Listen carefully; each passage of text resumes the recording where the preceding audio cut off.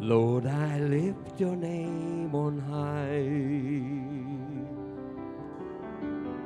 Lord, I love to sing your praises. I'm so glad you're in my life. I'm so glad you came to save us. You came from heaven to earth to show the way from the earth to the cross, my debt to pay. From the cross to the grave, from the grave to the sky, Lord, I lift your name on high. Lord, I lift your name on high. Lord, I love to sing your praises. I'm so glad you're in my life. Hallelujah. I'm so glad you came to save us. You came from heaven to earth to show the way from the earth to the cross, my debt to pay. From the cross to the grave, from the grave to the sky, Lord, I lift your name on high.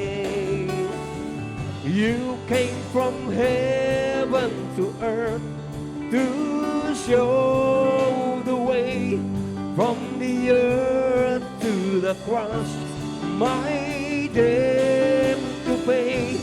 From the cross to the grave, from the grave to the sky, Lord, I lift your name on high.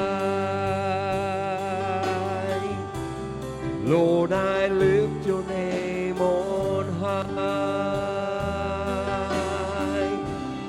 Lord, I lift your name on high. Palakpakan po natin ang Diyos. Hallelujah.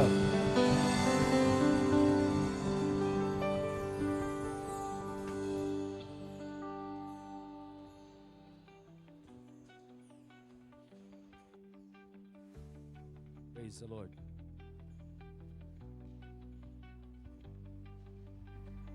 Amen. Praise God. Ayan. Salamat po sa Panginoon. Tayo po ay nagsa-celebrate po ng Resurrection Sunday. Salamat sa Diyos dahil minsan po ay dumating ang Diyos. Siya po ay nagkatawang tao at siya po ay namatay. Ano po, binigay niya ang kanyang buhay para sa atin. Pero hindi po siya nanatili sa grave. Bagkus, siya po ay muling nabuhay. Ayan. Tayo po ay mayroong tagumpay dahil po sa kabutihan at sa kapangyarihan ng ating Diyos. Ayan. Glory to God. Kung meron po kayong mga Bible, buksan po natin sa 1 Corinthians chapter 15 verses 35 up to 44 hanggang 58 na po. 58. 35 up to 58. Ayan. Basahin po natin. I'll be reading po from New International Version, 1 Corinthians 15, verses 35 up to 58.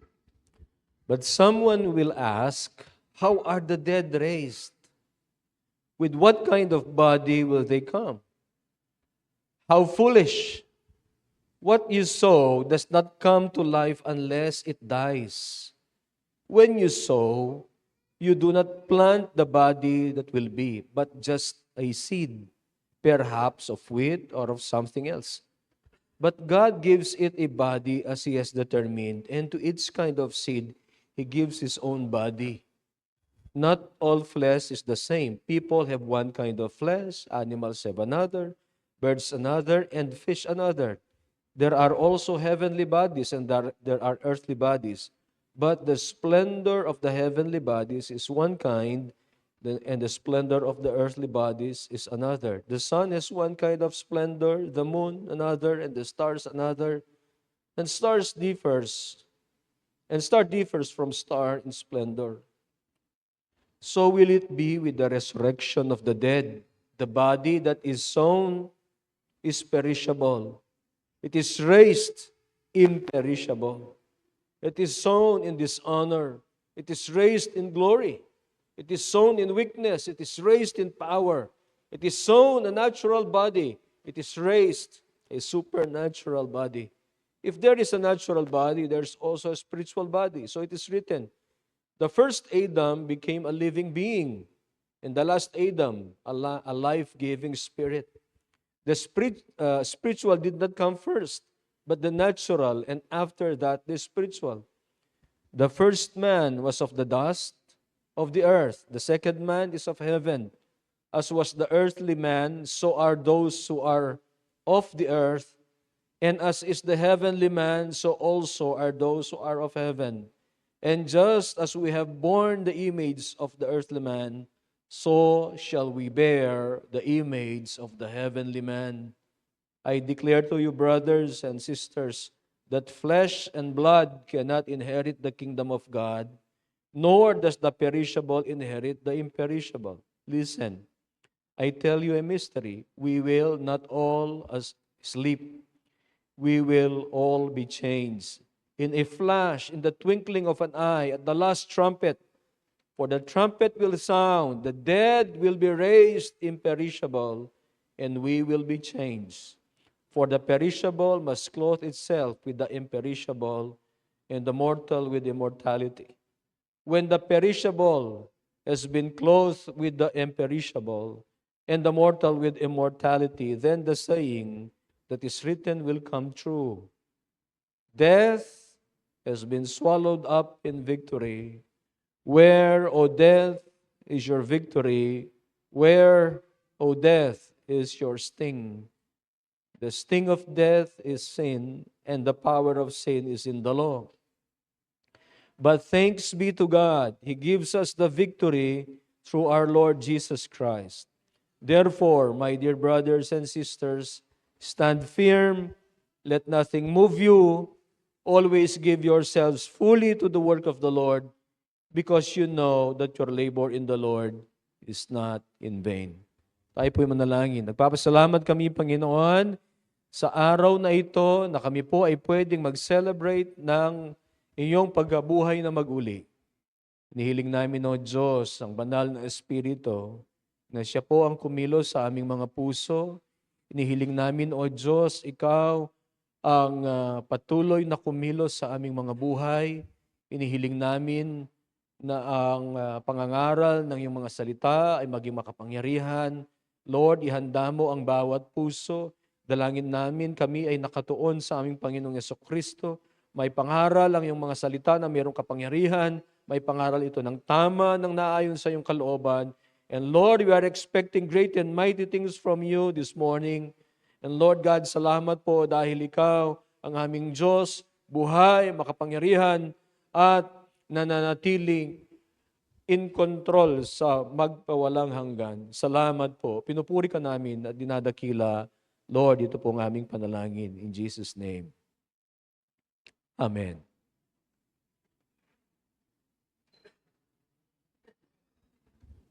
Umpisahan ko po ang pangangaral sa isang istorya. Ito po ay istorya patungkol po kay Martin Luther. At siya po ang great reformer na tinatawag.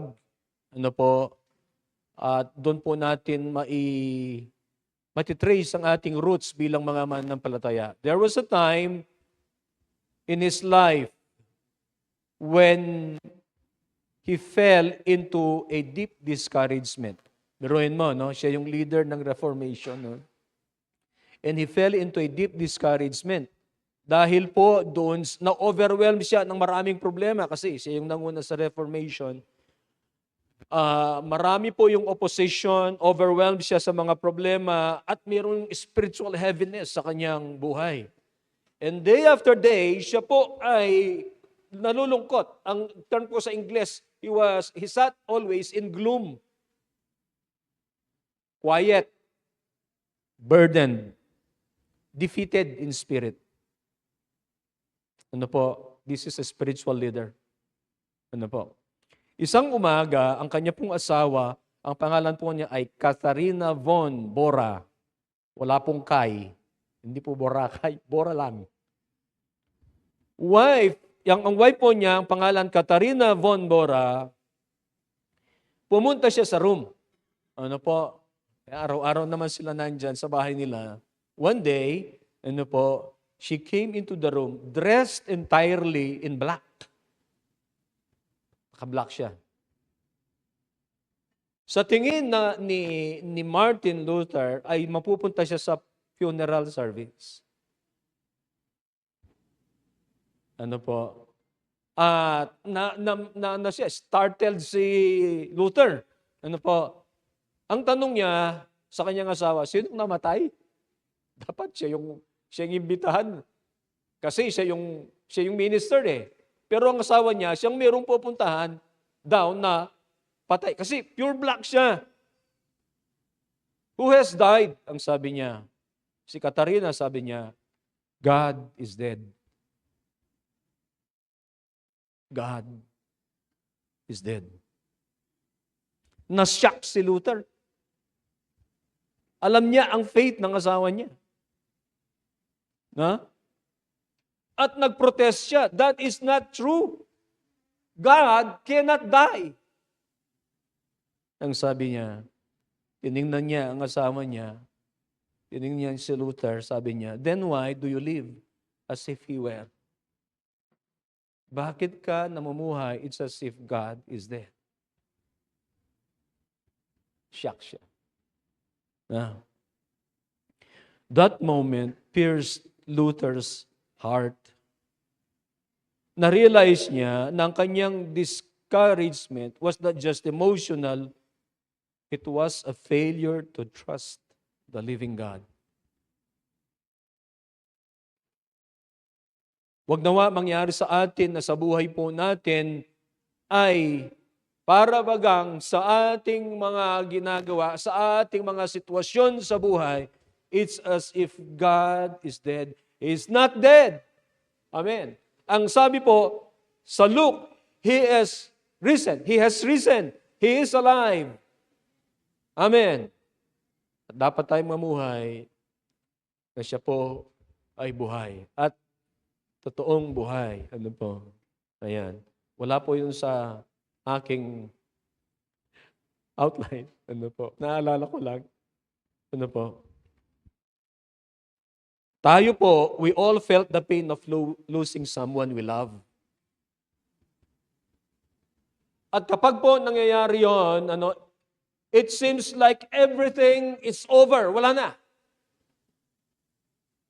Imagine po yung feeling ng hopelessness ng mga disciples when Jesus died on the cross.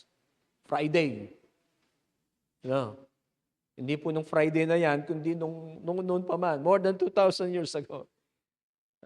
Namatay ang Panginoon. Mabilis po ang mga pangyayari. Kasi nung week na yon, nung Webes, nagkumain pa lang sila doon sa upper room.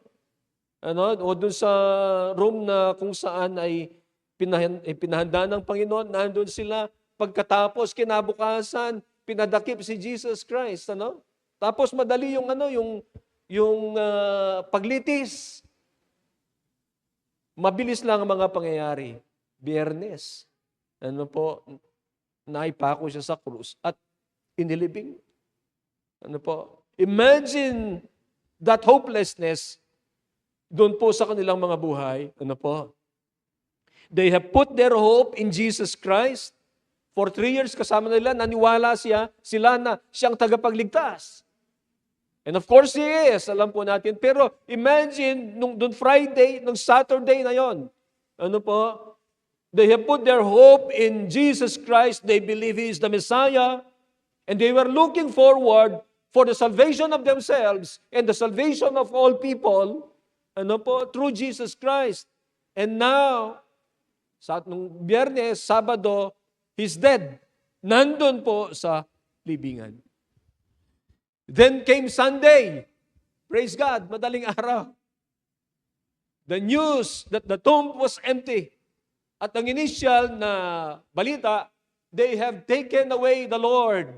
They have taken away His body, was the initial report, until Jesus showed Himself to them.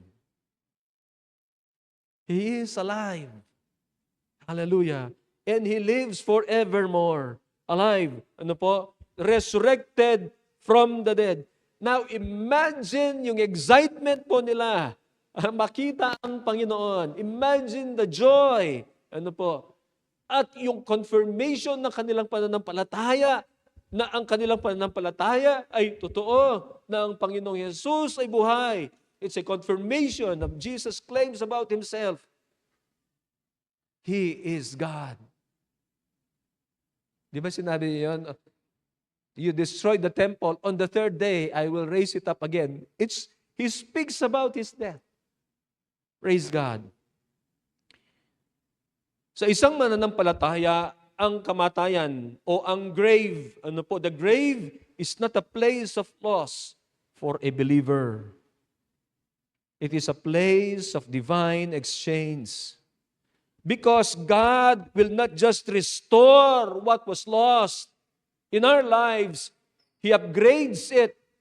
Yung katawan na ito, hindi lang mananatili po ito. Pag ito ay namatay, pagkatapos wala na yung flesh and blood, hindi ito magre-resurrect na flesh and blood. It upgrades into a majestic body just like His. And the Apostle Paul presents powerful teachings in Scripture, upang ipakita ito. Hindi po mangangaral ng mga proof that Jesus resurrected, hindi natin pag-uusapan ngayon.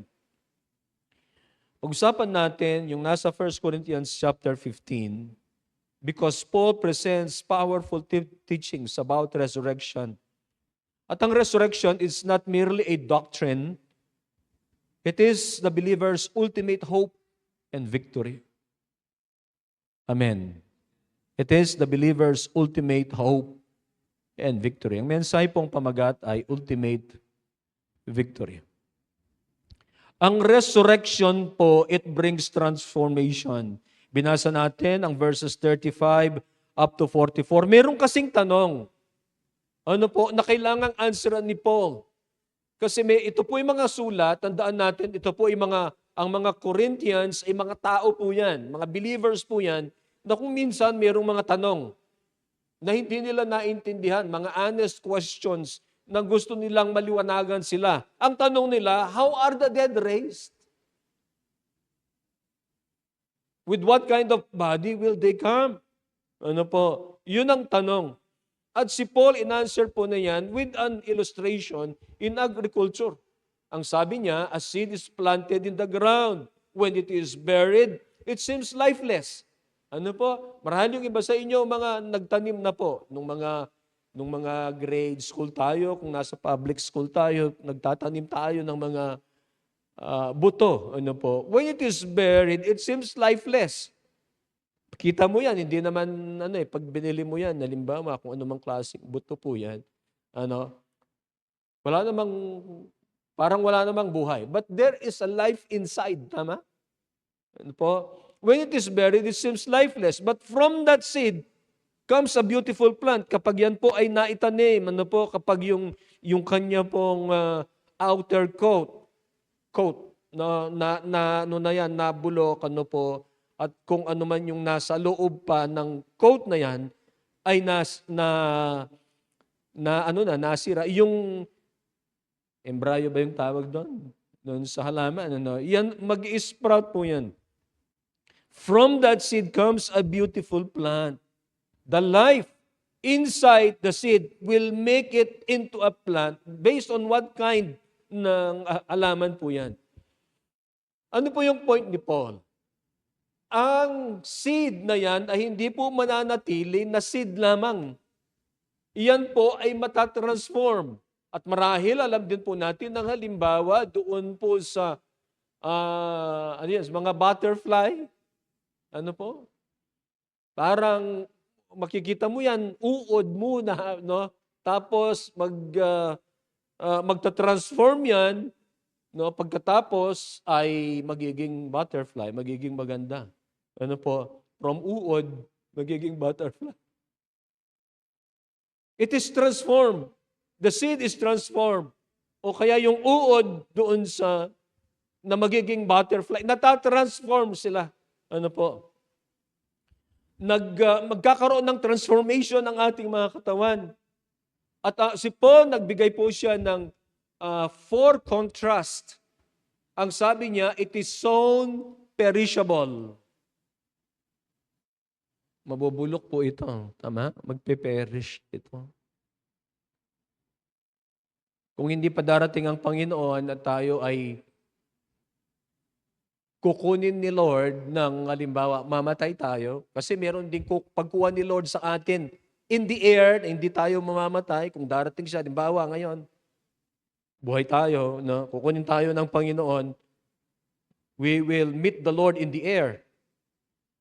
Okay? Pero kapag halimbawa, hindi pa siya darating at dumating tayo sa edad na kukunin na ng Panginoon, ang katawang ito ay masisira, mabubulok, it will perish. It is sown perishable, but God will raise it imperishable. Mananatili yung ni-raise ng Panginoon na katawan na yan, kagaya ng sa Panginoong Jesus, it can last for eternity. It can last for eternity. The perishable raised imperishable. It is sown in dishonor, but raised in glory. It is sown in weakness, but raised in power. It is sown in natural body, but raised a spiritual body. Ang sabi po ni Paul. So mayroong transformation ang katawang ito. All because of the resurrection of the Lord Jesus Christ. And that's why ito po yung ating pag-asa. Hindi lang basta ang katawan natin ay mabubulok sa lupa, kakainin ng mga uod. Hindi lang po ganun. Ito po ay erase ng Panginoon into a spiritual body. Ano po? Ang mga katawan po natin ay limited. It grows old. Ano po? Mapapansin mo, pag nasa edad ka na siguro ng more than 60, gaya ni Brother Roland, Brother Rufing, ako malapit na rin mag-60. Pero mararamdaman mo po, of course, hindi na kagaya talaga nung ikaw ay de 20, de 17. Siguro hanggang bago mag-30, ganun. Pero pag tumatanda ka na, ano po, marami kang nararamdaman. Kasi nung bata ka, no? Karakal na naman masakit, tatangkuhan siguro. Karakal panamdaman, amo, ne? Bala mo parang nagdadahilan lang, parang hindi naman totoo. Marami silang nararamdaman. Masakit, ugulutan. Megla ka dyan, bagya, may sakit, ugulutan, bata ka yan. Hindi mo nararamdaman. O, hintayin mo kung di pa darating ang Panginoon. Pag dumating ka sa edad na gano'n, sasabihin mo rin, masakit ang likod ko, masakit ang paa ko, masakit ang ulo ko. It grows old. It becomes, sometimes, nagkakasakit. Ano po? Mahirap yung magkasakit. Ano po? Experiences pain and eventually dies. Pero sabi po ni Paul, papalitan niya ng Panginoon. The corruptible will be raised incorruptible. Because of resurrection, because Jesus Christ resurrected, tayo rin ay magkakaroon ng resurrection sa ating mga katawan, and it will bring transformation in our lives, in our bodies. Ano po? What is buried in the grave is like a seed, and the seed will sprout, and when God raises it, the body will be glorious. It will be a glorious body. Ang grave po is not the end for a believer. Praise God. It is the planting ground for resurrection. Maghihintay, abang di pa dumarating ang Panginoon, hindi pa natatransform yung ating mga katawan, ay meron tayong inihintay na resurrection that brings transformation. Pangalawa po, the resurrection restores the image of Jesus Christ. Si Paul po, nagkaroon po siya ng argumento dyan. Meron siyang binanggit. Sabi niya, basahin ko po sa 45, so it is written, the first man, Adam, became a living being. Sino yung first Adam na yan? Si Adan. Sino naman yung sinasabi niyang last Adam? Sabi niya, the last Adam, a life-giving spirit. The spiritual did not come first, but the natural. So, ano ba yung natural dyan? Nung kinreate ng Panginoon, sina Adam and Eve. And after that, the spiritual. The first man was of the dust of the earth.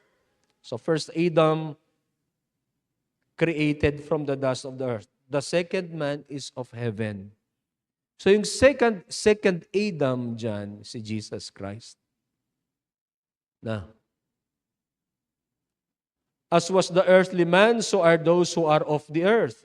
And as is the heavenly man, so also are those who are of heaven. And just as we have borne the image of the earthly man, ito maganda, so shall we bear the image of the heavenly man. Si Paul, kinontrast po niya ang two representatives of humanity.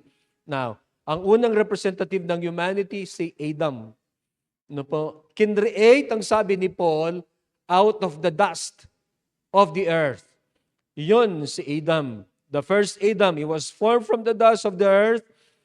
And because of Adam's sin, humanity inherited a fallen nature. Kaya nga tayo ay mayroong namamagnet sa kasalanan. That's our fallen nature. Kaya all have sinned and fall short of the glory of God. Magnet tayo. That's our nature. At mortal. Ano yung mortal? Pag sinabi nating mortal. Mortal meaning human nature. Yun yung nature ni Adam. First man. And now, Paul introduces another figure. The last Adam, si Jesus Christ.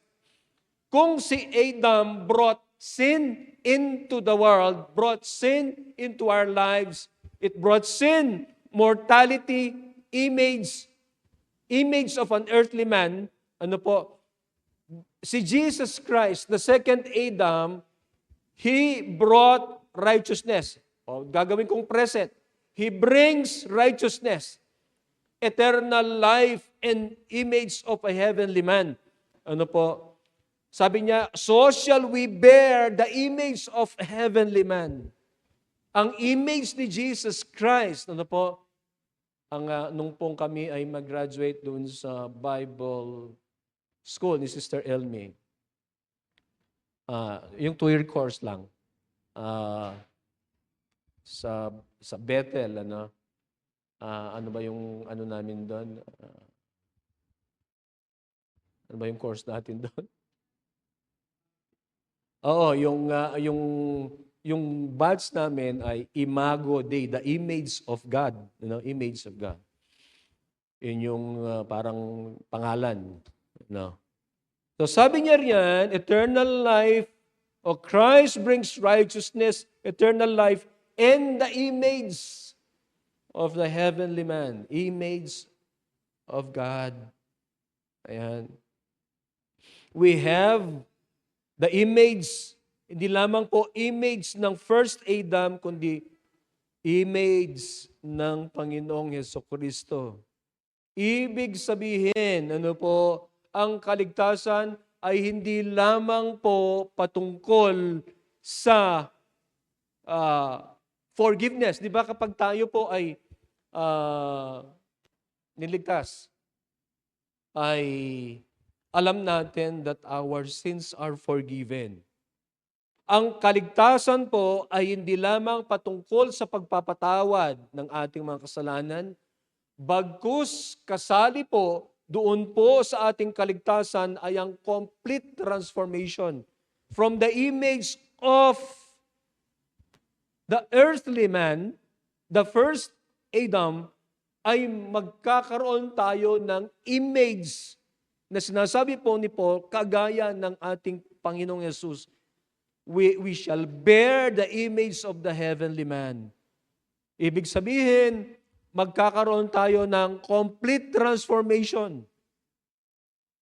Maging kagaya natin ng Panginoon because of resurrection. One day, believers will be perfectly conformed to the image of Christ. Di po ba, nahirapan tayo ngayon? Meron tayong mga pagsisikap at hinihiling sa Diyos na tayo po ay maging kagaya ng Panginoong Yesukristo. Pero nag-struggle tayo. Ano po? Nagpapatulong tayo sa banal na Espiritu. Lord, tulungan mo po ako na maging kagaya ang Panginoong Yesukristo. But one day, believers will be perfectly conformed to the image of Christ. Hallelujah. No more struggle with sin. Hallelujah. Pag nandun tayo sa presensya ng Panginoon, kapag titransform na niya yung ating katawan, there will be no more struggle. Wala nang flesh and blood. Di ba? Nag-struggle tayo because of flesh and blood, because of the flesh. But when we will be transformed in heaven, we are in the presence of Christ, and He has transformed our mortal body to immortal body and into a spiritual body. There will be no more struggle with sin, no more weakness of the flesh. Hallelujah. Ang resurrection po, it is the moment when believers will finally become fully like Christ. Di ba inawit natin to be like Jesus? There, we will be conformed fully with the image of Jesus Christ. What began in salvation will be completed in resurrection. Hallelujah. Magre-resurrect tayo because Jesus Christ has resurrected. Ang resurrection po ay sinisecure niya ang final victory. Verses 50 to 58, ano po? Ang sabi ni Paul, I declare to you, brothers and sisters, that flesh and blood cannot inherit the kingdom of God, nor does the perishable inherit the imperishable. Sabi niya, listen, I tell you a mystery. We will not all asleep, but we will all be changed. Si Paul, nag-reveal siya ng mystery. Ang sabi niya, not all believers will experience death. We will not all fall asleep, but we will all be changed. Kasi nga, ang sinasabi niya rito, ang pagdating ng Panginoon, in a flash, in the twinkling of an eye, at the last trumpet. For the trumpet will sound, the dead will be raised imperishable, and we will be changed. Sa ibang mga sulat po niya, sinabi niya ito, ang pagdating ng Panginoong Yesukristo, kapag mayroon pong sound of the trumpet, ano po, from heaven, maririnig ng buong mundo, at pagkatapos darating ang Panginoon, hindi lahat, sabi niya, hindi lahat mamamatay. Pero yung mga namatay na nauna, sila ay pupunta, sila yung mauuna doon. Ano po? Then, yung mga buhay. Ang maganda, yung mga buhay, hindi na mamamatay. Hindi nila ma-experience yung kamatayan. And that is the mystery. Na po, sinabi po ni Paul yan, not all believers will experience death. but all believers will be changed. Hallelujah. Ang corruptible will be incorruptible. The mortal will put on immortality. Immortality po, no? Baka maisip nyo. Hindi immorality. Immortality. Ano po? Pang walang hanggan. Hallelujah. At ang great declaration will be fulfilled. Ang sabi niya, death has been swallowed up in victory. Where, O death, is your victory? Where, O death, is your sting? Ang kapangyarihan ng kamatayan, di ba makapangyarihan ng kamatayan? Makapangyarihan siya. Kasi lahat ng tao papunta doon eh. Ano? Not until si Jesus Christ nag-resurrect. Kaya ito yung tanong eh. Nasaan ngayon kamatayan ang iyong tagumpay? Where, O death, is your victory? Where, O death, is your sting? Kasi ang Panginoong Yesus, siya ay muling nabuhay at hindi na mamamatay. Hallelujah. Death once ruled humanity because of sin. Bakit namamatay yung tao? Because of sin, sabi po ng Biblia. All have sinned and fall short of the glory of God. Ang sabi po, but the wages of sin is death. So, kaya namamatay yung tao, it's because he sinned against God. We sinned against God. Human race sinned against God. And death once ruled humanity because of sin. But through the cross and the resurrection of Jesus Christ, the power of death has been broken. Ibig sabihin, kung si Jesus Christ nag-resurrect, magre-resurrect din tayo. Praise God. Hindi ang grave, hindi ang libingan, ang ating huling hantungan. Maririnig natin, o dela danel kayong huling hantungan, kay sementeryo yung isipan tao. But that's not the story for a believer. Praise God. Ang istorya natin ay hindi matatapos sa libingan sapagkat tayo ay muling bubuhayin ng Diyos.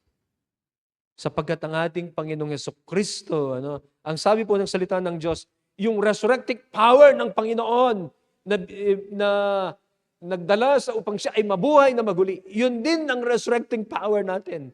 Ipaparanas ng Diyos sa atin. And through the cross and the resurrection of Jesus, the power of death has been broken. Para po sa isang mananampalataya, ang kamatayan ay hindi na po defeat. Amen. Do you believe that? For the believer, death is no longer a defeat. Kasi ang tinatanong niya ganito, where, O death, is your victory? Ibig sabihin, wala na. Wala ka ng tagumpay.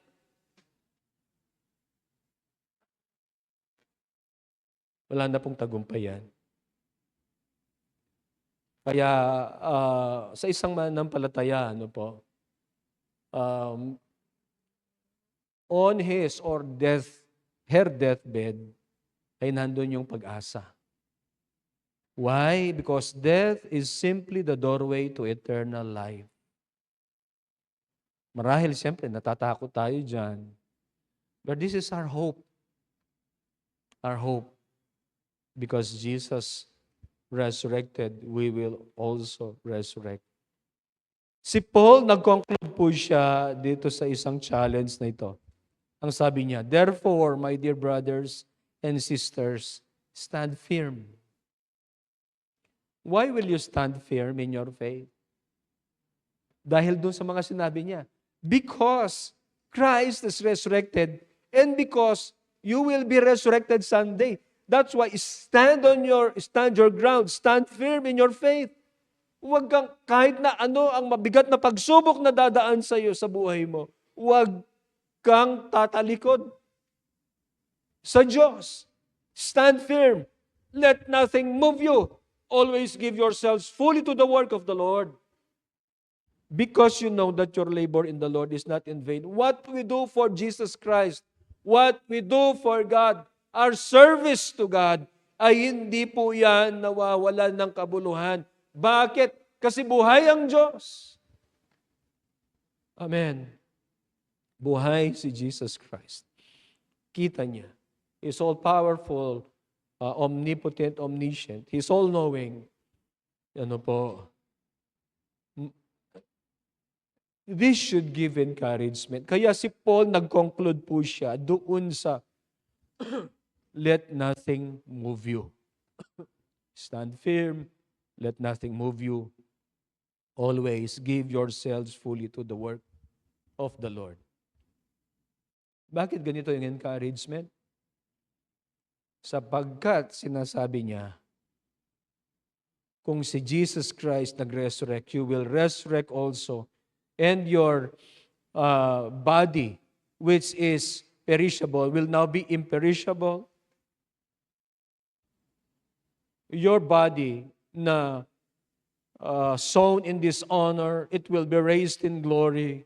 Sown in weakness, it will be raised in power. Sown in natural body, it will be raised a supernatural body or the spiritual body. Sabi ni Paul, walang dahilan upang tayo ay tumalikod sa Diyos. Magpatuloy kayo sa Diyos.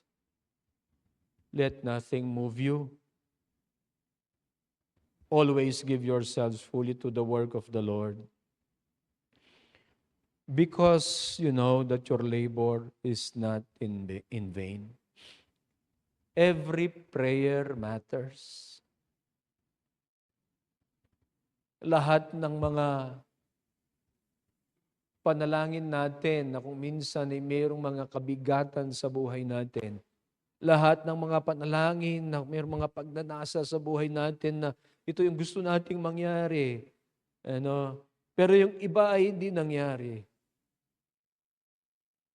Pero sabi ko nga, kung hindi nangyari yung pinagpipray natin, alam natin na ang Diyos ay mayroong inilalaan na mas maganda. Every prayer matters. Every act of service matters. Yung ginagawa natin para sa Panginoon, mahalaga po yan. Every sacrifice for Christ matters. Nothing done for Christ is ever wasted. Karano naman ni Serbes, 5:00. Kung ginawa po ninyo, pumunta kayo dito. You have done it for Christ. That is not wasted. Amen. Parati po nating tatandaan. Ano po? Yung mga ginagawa natin para sa Panginoon, counted. Amen. Jesus Christ is resurrected. Ang sabi po ng mga nagbabalita, wala siya. Wala siya. He is risen. Death has been defeated. Death will not have the final word. Because of Jesus. Because of Jesus, the body will be transformed. His image in our lives will be restored. Di ba yun ang gusto po natin? The image of God in our lives. And the victory over death is complete. Para po sa inyo, para sa nanampalataya, the story does not end in death, or the story will not end in death. One day, kapag tumunog po ang trumpeta, the people of God will rise in glory. Halimbawa, namatay na tayo noon. Ano po? You will rise in glory. Ang kamatayan ay natalo na. Death is defeated forever, and we will live eternally with our risen Lord. Praise the Lord. Hallelujah. Kaya sabi po ni Paul, stand firm in the faith. Let us serve God with all our hearts. Amen. Huwag tayong manghinayang sa paglilingkod natin sa Panginoon. Let us give our best. Kung anong maisip natin best, yung best ng service natin, basta ibigay natin yung best natin. Ano po? Serve God with all your heart. Live with eternity in view. Sapagkat darating po yan. And the resurrection guarantees that your labor in the Lord is not in vain. Let's all stand po. How great the chasm that lay between us. How high the mountain I could not climb. In desperation I turned to heaven, spoke your name into the night. Then through the darkness, your loving kindness tore through the shadows of my soul. The work is finished, the end is written. Jesus Christ, my living hope. Hallelujah. Who could imagine so great the mercy?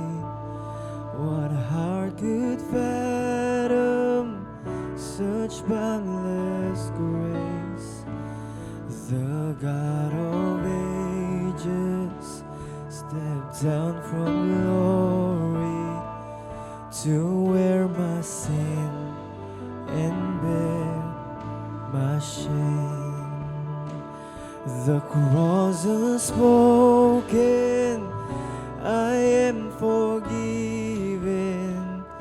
The King of Kings calls me his own. Beautiful Savior, beautiful Savior, I'm yours forever. Jesus Christ, my living hope. We sing hallelujah. Hallelujah, praise the one who set me free. Hallelujah, that has lost its grip on me. You have broken every chain. There's salvation in your name, Jesus Christ, my living hope. Oh, hallelujah. Hallelujah. Hallelujah. That has lost its grip on me. You have broken every chain. There's salvation in your name, Jesus Christ, my living hope. Hallelujah, praise the one who set me free. Hallelujah, that has lost its grip on me. You have broken every chain. There's salvation in your name, Jesus Christ, my living hope. Hallelujah. Hallelujah. Praise the one who's, hallelujah, Jesus, that has lost its grip on me. Hallelujah, Jesus, we worship you, Lord. Oh, Jesus Christ, my living hallelujah, hallelujah. Praise the one who set me free. Yes, Lord Jesus, that has lost his grip on me. You have broken every chain. There's salvation in your name, Jesus Christ, my living hope. Oh, Jesus Christ, my living is Jesus Christ, Jesus Christ, my living hope. Amen. Ikaw ang aming buhay na pag-asa, Panginoon. Our blessed hope. Salamat, Panginoon, sa kapangyarihan ng Diyos. Salamat dahil ang Panginoong Jesus ay muling nabuhay. Kami rin ay muling mabubuhay. Panginoon, you will transform our lowly bodies into spiritual bodies. Salamat po, Panginoon. The resurrection will bring transformation in our bodies, in our lives. Hallelujah. The resurrection will restore the image of Jesus Christ in our lives. Hallelujah. Magiging kagaya namin ng aming Panginoong Jesucristo. Salamat dahil ang resurrection, Panginoon, it secures the final victory. Sabi ng Panginoon, it is finished. Hallelujah. Salamat po. And Lord God, because of this, we commit our lives to you. We will stand firm.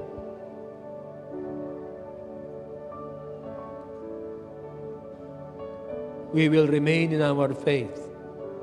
We will give ourselves fully in serving the Lord, because the assurance that our labor in the Lord is not in vain. Merong inilalaan ng Diyos para sa amin, para sa aming paglilingkod. And Lord, we pray that we can commit our lives to you every moment, every single day. Sa puso namin ay maglilingkod at iaalay namin ang aming buhay sa aming Panginoon. Salamat po. Salamat sa buhay na walang hanggan na meron kami dahil sa aming pananampalataya sa Panginoong Jesus. Salamat sa kaligtasan ng aming mga buhay dahil sa aming pananampalataya sa aming Panginoong Jesus. It is because of what Christ has done in our lives. It is because of what Christ has done. Kaya kami ay merong buhay na walang hanggan. Panginoon, salamat po. Salamat po. Ang iyong mga anak, ikaw magbigay ng pag-asa sa kanilang mga puso. Anuman ang kanilang mga kinakaharap, anuman ang kalungkutan, Panginoon, anuman ang mga struggles o mga problema na kanilang dinadaanan, Panginoon, ikaw ang aming pag-asa. Ikaw ang buhay na Diyos. Ikaw ang Diyos na may kontrol. Kaya kami, Panginoon, ay mamumuhay, Panginoon, nabuhay ang Diyos. Mayroon kaming reality sa aming mga puso at sa aming mga kaisipan na mayroong Diyos, buhay ang Diyos, na tutulungan kami ng buhay na Diyos. Hallelujah. Salamat po. Salamat po. And Lord, maglilingkod kami na mayroong kagalakan, na mayroong pag-asa. Maglilingkod kami, Panginoon, ng buong lakas po namin, because we know that our labor in the Lord is not in vain. Salamat po. Panginoon, ang iyong mga anak na naririto, pagpalain mo po sila. Naranasan nila ang biyaya ng Panginoong Jesucristo, ang pag-ibig ng Ama, at ang pakikiisa ng banal na Espiritu. Amen. Amen. Amen. Pagpalain po kayo ng Panginoon.